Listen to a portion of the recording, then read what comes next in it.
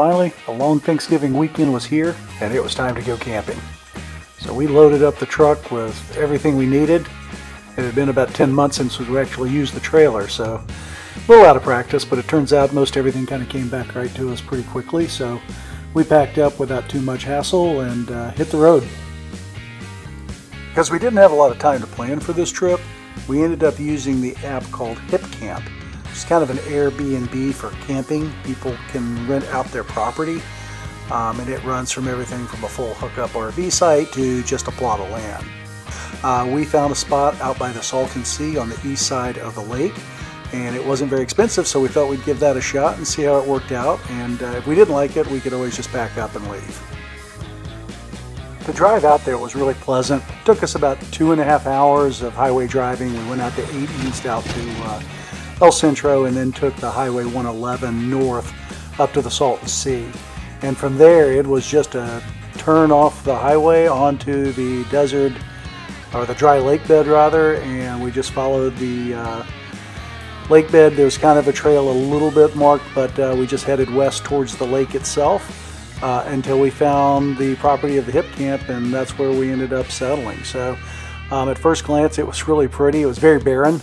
Unlike a lot of what we normally camp in. I mean, it was flat. It was just literally just that, just a dry lake bed, but which obviously the Salton Sea used to cover, I would assume, at one point. But really cool drive getting out there, and it was a lot of fun rolling through there and getting set up and getting up camp set up. It was an overcast day when we went out there, so it kind of gave the whole dry lake bed almost this effect like you were driving on the moon. It was pretty amazing. But we got settled in, and we were about 1.5 miles from the lake edge itself, which was kind of cool. So we thought we'd give it a try and see how it all worked out.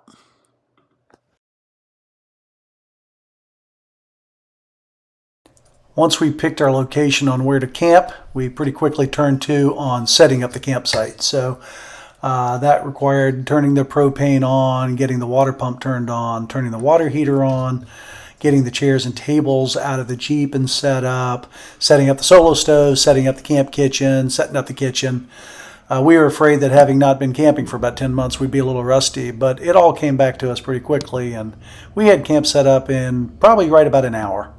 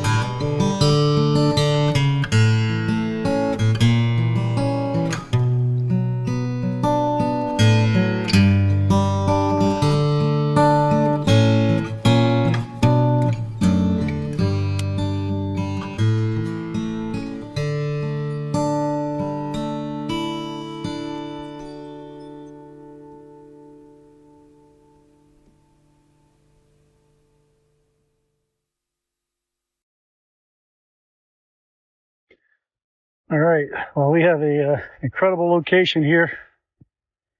Very barren. It's like camping on the moon. While it initially appeared very barren, when you started to really look closely, you could start to see all sorts of detail in the soil and the terrain, which was its own form of beauty.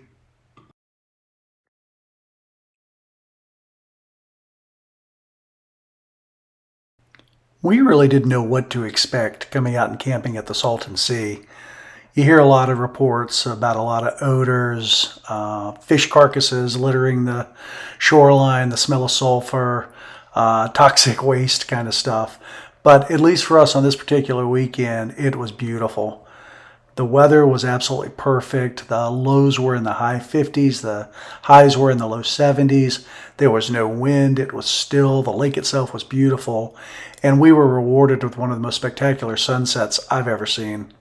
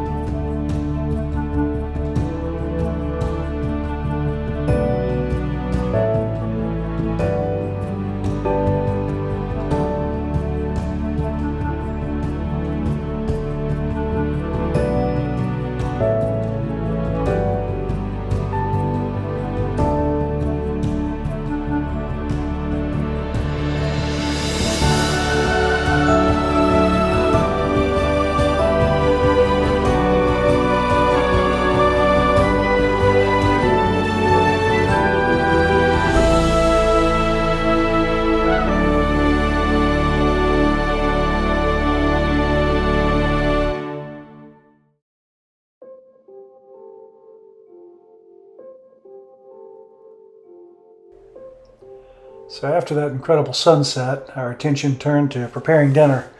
So Michelle picked up a couple of steaks before we left, and we thought that would be easy to grill those on the barbecue grill, and then also serve up some French fries, or steak frites as we like to call them. So Michelle worked on the fries and I worked on the steak. And of course the art was trying to time that so it all came out at the same time. But I think it worked out pretty good.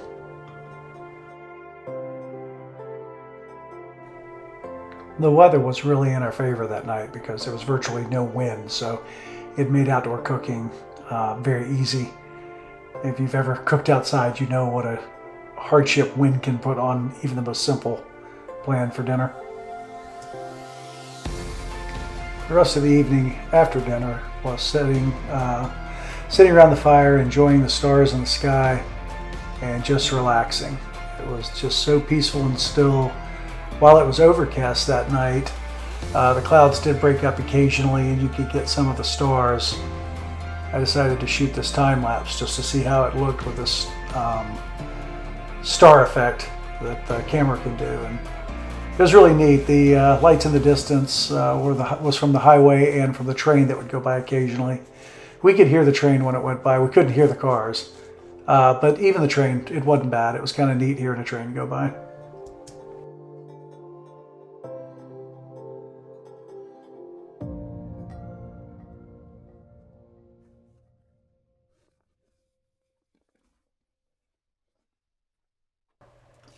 The Mission Overland Summit trailer comes standard with an overland vehicle system 270-degree awning, which is really simple to set up. It's got a vinyl cover that unzips. From there, there's just 3 Velcro straps that hold the fabric and the arms in place. So you undo those Velcro and then it comes apart from the rear section first, folds out around. And once you get that kind of stretched out, the front half comes out and goes around in the other direction towards the front. From there, it's just a matter of strapping down the 2 ends, the front and the rear, against the vehicle or the trailer to make the fabric tight. But the awning is designed to where if it's windy, you can actually leave it a little slack and create rain channels in the fabric so the rainwater runs off. And while the awning can stand alone without the legs, Overland Vehicle Systems does recommend that you deploy the legs whenever you deploy the awning. So we always make it a habit to drop the legs down and they just unfold from a piece of Velcro, and it's a twist lock to adjust the height of them. So, and then if it's windy from there, you can obviously guy it down and cinch it down any tighter. But it's proven to be a really good awning and the company has been fantastic. I broke one of the zippers. They sent me a replacement for free. And it's been incredibly robust and reliable. This kind of camping is certainly not for everybody, and we certainly appreciate that. But for us, the ability to get off-grid, be completely alone, no, there are no services whatsoever. There's no restrooms, there's no fire rings, there's absolutely nothing. But this kind of stillness, this kind of aloneness, for us, we just find this the best kind of relaxation there is. We absolutely love it.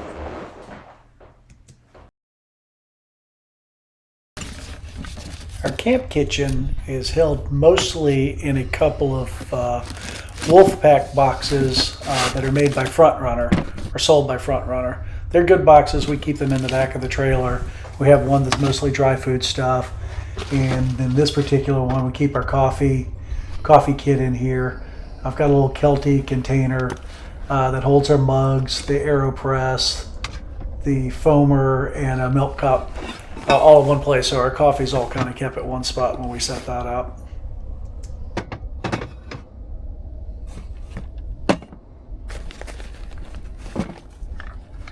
And yes, one of our camping luxuries is ridiculously decadent coffee.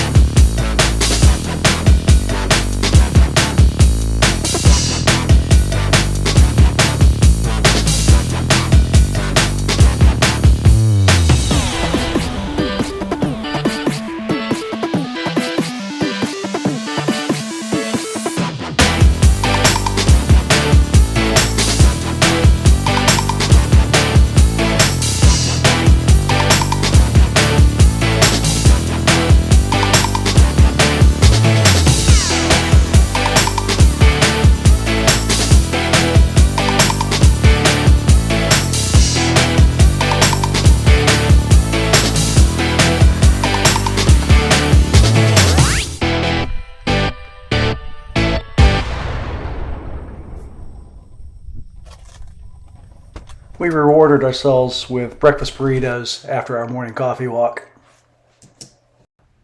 A lot of people knock the scuttle because it's kind of heavy and it's kind of awkward to carry, but we literally use it at almost every meal, and I can't imagine camping without it. So we used it for the fries the night before and heated the tortillas for breakfast.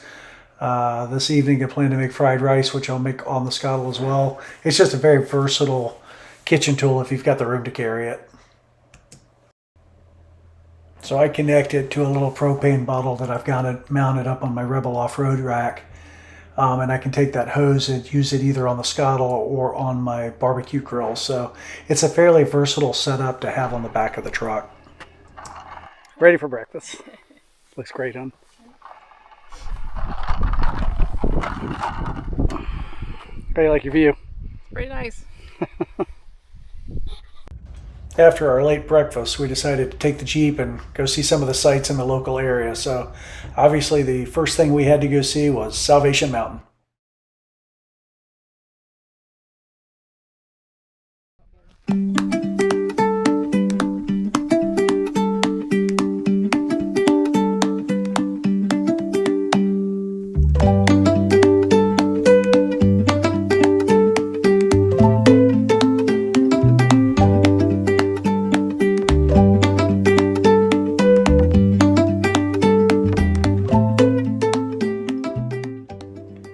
While this place was admittedly quirky, we did have to appreciate the fact that a man's faith was so strong that he basically dedicated his entire life to building this monument. It's now a 501c3, so there are docents running around, and they will share the entire history of this building and what happened. And apparently at one time it completely washed away, and I guess the man who made this said, well, God just wants me to do it a different way. So he started all over and rebuilt it again. So you have to appreciate the dedication. It was a neat exhibit, and everything had a story. Like this hill climb, I guess, was supposedly like the road to Galilee or something. So it tells a story while you're going up here. And it was surprisingly steep. In a couple of spots, you were kind of looking down the ledge. It's like if you had a fear of heights, it would get your attention.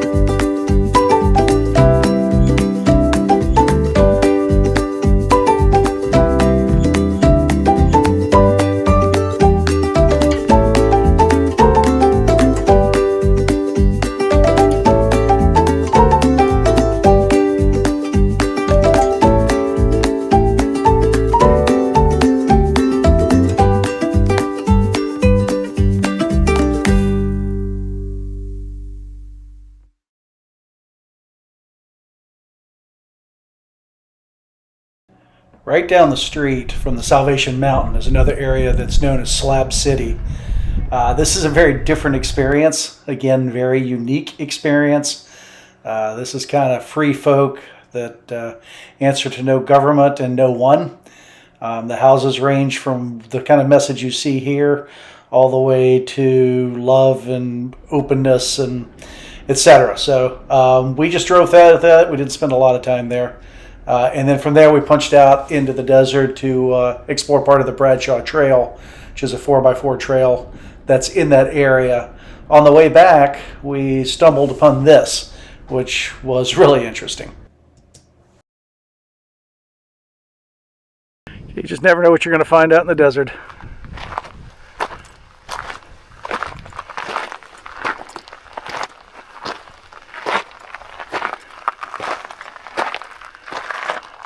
The main gun's still on this thing, Michelle. This was one of about 12 tanks that were scattered around the area out there.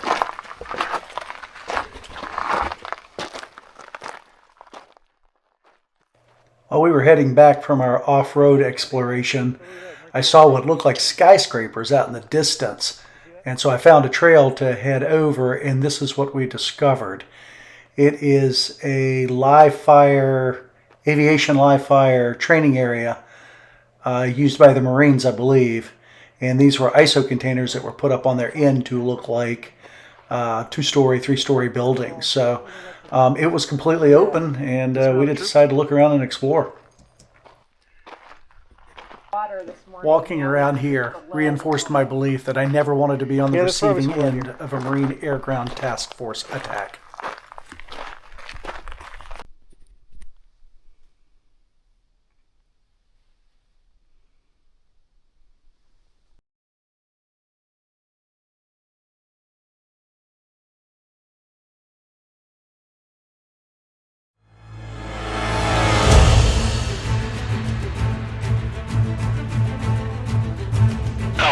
Alpha 1 actual, begin your reconnaissance. Alpha 1 actual, copy. Initiating reconnaissance. Extreme Michelle at any cost.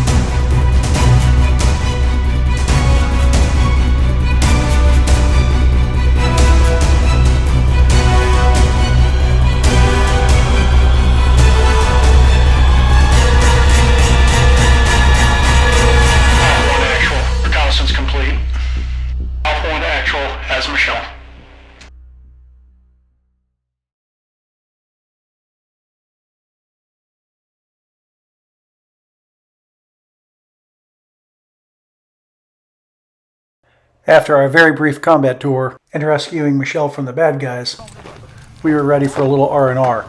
So we decided to head to the beach. We went to Bombay Beach.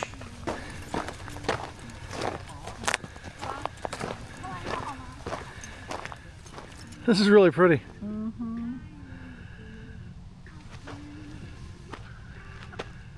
Bombay Beach is located on the very, very north end of the Salton Sea. It's a little town of sorts, probably only a couple hundred people, but it's right up against the lake's edge. And a little quirky, but again, very open and inviting. And tonight was going to be another spectacular night where, again, we were rewarded with an absolutely beautiful sunset.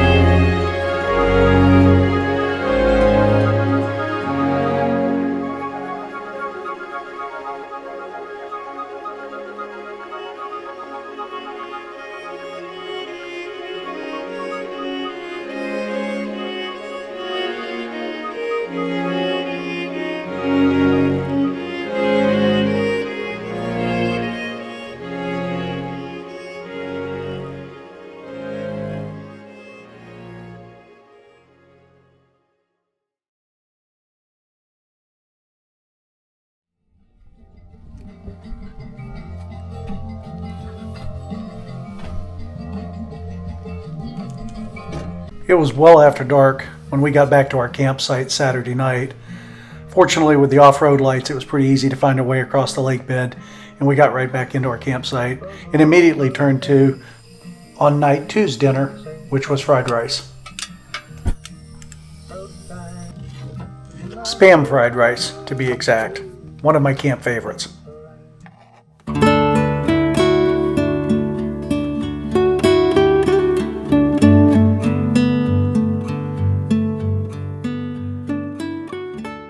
So my fried rice begins with cubing up a packet of Spam and then throwing it on the scuttle with a little bit of olive oil and frying it till it's kind of crispy on the outside. Once that's done, I push the Spam up to the edge of the scuttle, which is a little bit cooler than the rest of the skillet, and then I add the scrambled eggs.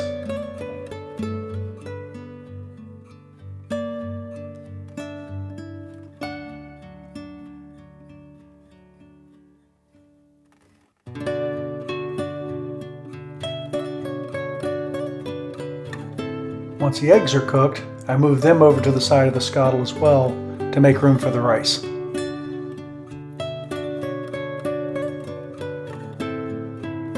At this point, I add a touch more oil to the skillet before I put the rice on. For simplicity's sake, we just use a simple bagged rice. That's a lot easier to campsite.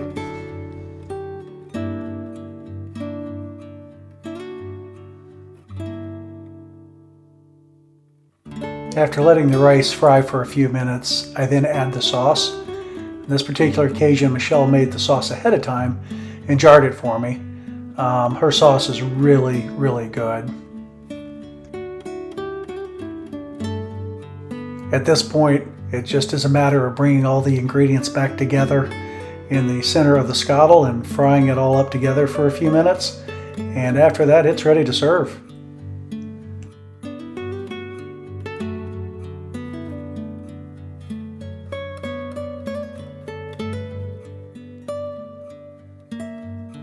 It had been a full day and we were both pretty hungry, so we were looking forward to this.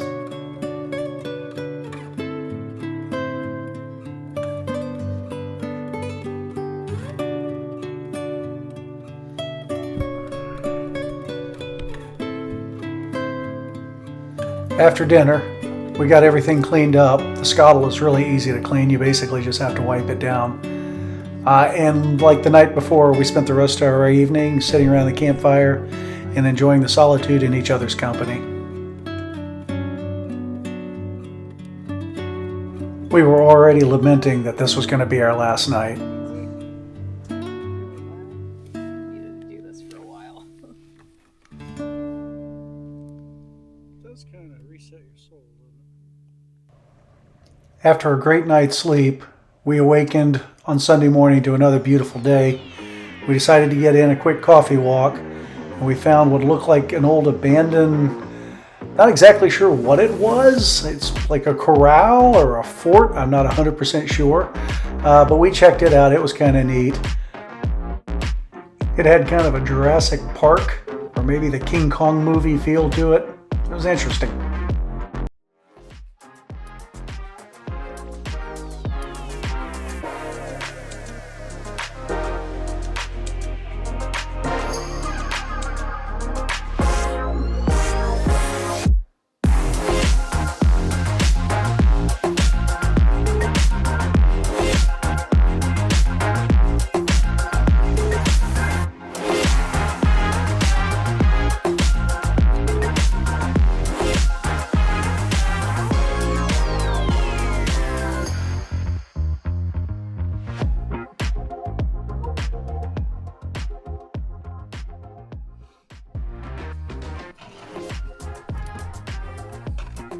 We got back to camp, cleaned up a little bit, made breakfast, and started prepping to head home.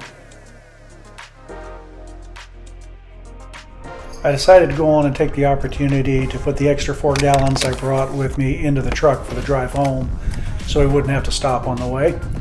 I used a jiggler hose system instead of having to actually pull the cans out, and it worked really well. It drained to both tanks in just a matter of minutes and was completely mess free, so I'm going to keep doing that.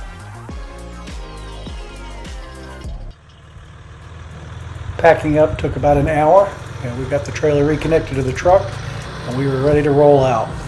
So it was an incredible weekend. We sure had a blast. We're going to put this on the remembrance list of places to come out and check out again. We really had a good time.